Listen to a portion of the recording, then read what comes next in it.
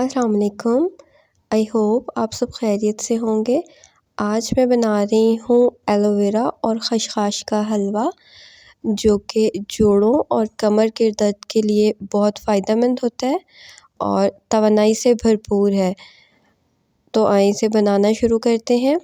इसे बनाने के लिए मेरे पास है आधा किलो भुने हुए चने और साथ में है 1 पाव खसखस, जिसे मैंने अच्छी तरह से धो लिया है। और साथ में ये मेरे पास आधा किलो एलोवेरा था, जिसका मैंने जेल निकाल लिया है। हम इसमें सिर्फ जेल इस्तेमाल करेंगे।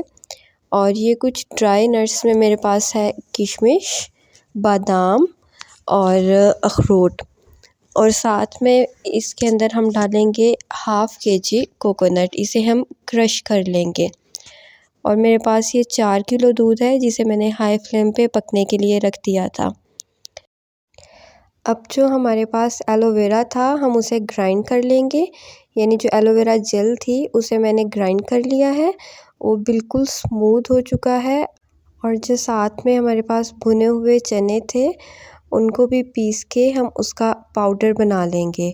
जो उबलता हुआ दूध है हमारे पास, उसके अंदर हम एलोवेरा जेल डालेंगे और साथ साथ हिलाते जाएंगे। अब जो हमारे पास खसखस थी, हम उसे ग्राइंडिंग जग में डालेंगे और एक लाडल उसके अंदर हम दूध शामिल करेंगे और इसे भी हम ग्राइंड कर लेंगे।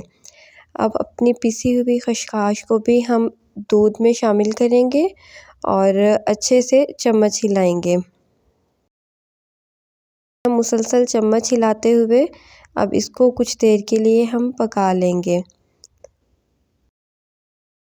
तकरीबन 15 मिनट पकने के बाद ये काफ़ी हद तक गाढ़ा हो गया है। अब हम आंच बिल्कुल हल्की कर देंगे और इसके अंदर ये पाउडर शामिल करेंगे। ये चने का पाउडर है, जो हमने आधा किलो चने पीसे थे। अब वो पाउडर हम इसके अंदर आहिस्ता आहिस्ता करके शामिल करेंगे और तेज़ी से चम्मच हिलाएंगे। आंच बिल्कुल कम कर देंगे, वरना गुठलियाँ बन जाएंगी। तेज़ी से हम चम्मच हिलाते रहेंगे और सारा पाउडर इसमें शामिल कर देंगे। तो देखें जी, पाउडर इसमें शामिल हो गया है। अब हम इसको चम्मच हिलाते हुए मुसलसल पकाते जाएंगे। हम इसको आधे घंटे तक तकरीबन इसी तरह से हाई फ्लेम पे कुक करेंगे। और देखें जी, आधे घंटे के बाद ये तकरीबन गाढ़ा हो चुका है। अब हम इसके अंदर अपने ड्राई फ्रूट्स शामिल करेंगे। ये इसके अंदर क्रश्ड कोकोनट यानी कि खोपरा हमने डाला है और साथ में इसके अंदर जाएगी किशमिश। अब हम इसे अच्छी तरह से भुनाई करेंगे इसकी। और इस टाइम पे ड्राई फ्रूट्स की खुशबू बहुत अच्छे से आ रही है। ड्राई फ्रूट्स की खुशबू जब खसखस के साथ मिक्स हो रही है, तो ये बहुत ही एक अच्छा सा अरोमा है। अब जो हमारे पास बादाम और अखरोट थे, उन्हें भी मैंने बारीक पीस लिया है। अब वो भी इसके अंदर डालेंगे और अब हम इसके अंदर चीनी शामिल करेंगे और अच्छे से इसको मिक्स करेंगे। चीनी शामिल करने के बाद हम इसको हाई फ्लेम पे भूनेंगे, क्योंकि चीनी शामिल करते साथ ही हलवा जो है वो थोड़ा सा पानी छोड़ेगा। हाई फ्लेम पे तकरीबन 3 से 4 मिनट भूनने के बाद देखिए हमारा हलवा इस स्टेज पे आ जाएगा। अब हम इसके अंदर घी डालना शुरू करेंगे और अब हम इसकी प्रॉपर भुनाई करेंगे। ये मेरे पास आधा किलो देसी घी है। हम ये थोड़ा थोड़ा करके इसके अंदर शामिल करते जाएंगे और इसकी भुनाई करते जाएंगे। तो चलें जी, हम इसके अंदर घी ऐसे शामिल करेंगे, थोड़ा थोड़ा करके शामिल करेंगे, एक साथ नहीं डालेंगे और इसकी हम भुनाई करते जाएंगे।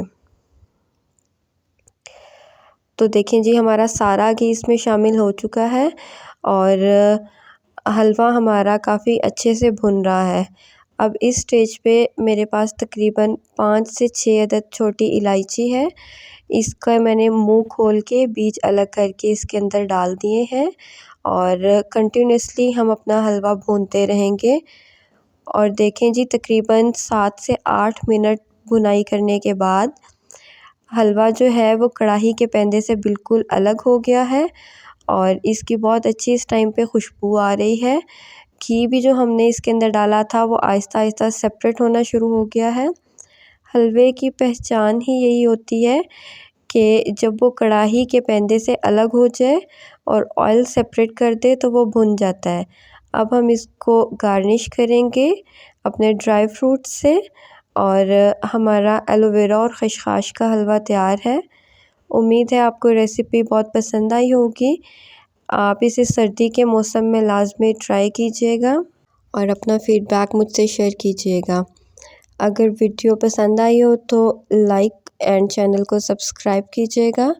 फिर मिलेंगे इंशाल्लाह एक नई वीडियो के साथ। अपना बहुत सा ख्याल रखिएगा, दुआओं में याद रखिएगा। अल्लाह हाफिज़, फ़ी अमानिल्लाह।